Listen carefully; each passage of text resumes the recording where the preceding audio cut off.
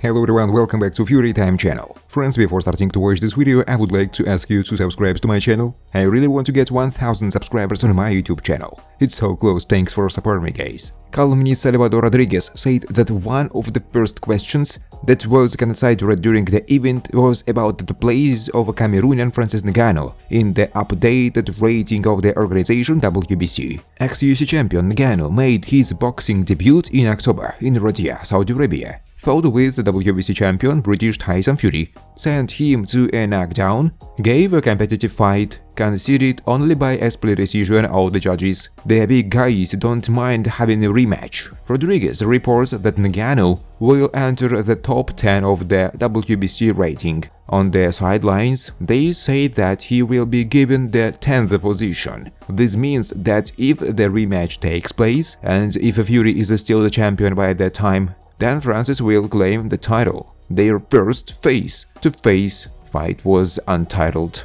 For a boxing match with Tyson Fury, in which Francis Ngannou suffered a controversial defeat by a split decision, the former UFC heavyweight champion earned more than in his entire career in mixed martial arts. The Cameroonian heavyweight announced this in the next issue of the podcast. For the last 3 years in the UFC, I had contractual difficulties because I refused to sign a new agreement that guaranteed me more money. But it still wasn't enough, Predator said. For the fight with Fury, I earned more than in my entire life, in my entire career. Even for my next fight in MMA, I would get more than in my entire career in the UFC. You must understand that I was not paid too much. You started by fighting for 10,000 plus 10, but even after 10 fights, you still struggle to make ends meet. I received a royal fee for the fight with Tyson Fury, and most importantly, I was treated royally. According to available information, Francis Ngannou's guaranteed fee for the fight against Tyson Fury was at least $10 million,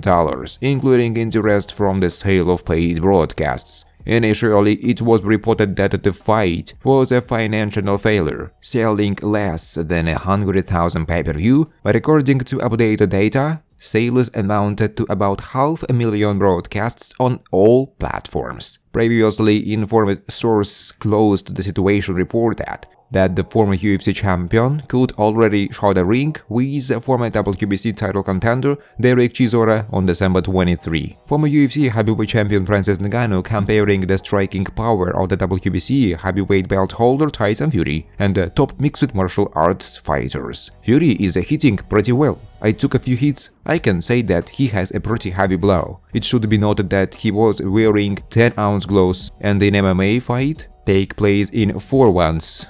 So I can say that at the moment he is the strongest puncher I have met, Ngannou said. Nevertheless, in the course of the fight, it was Ngannou who managed to defeat Fury with a blow. The Briton ended up on canvas during the 3rd round. Francis told me what he felt at that moment. I felt pretty good.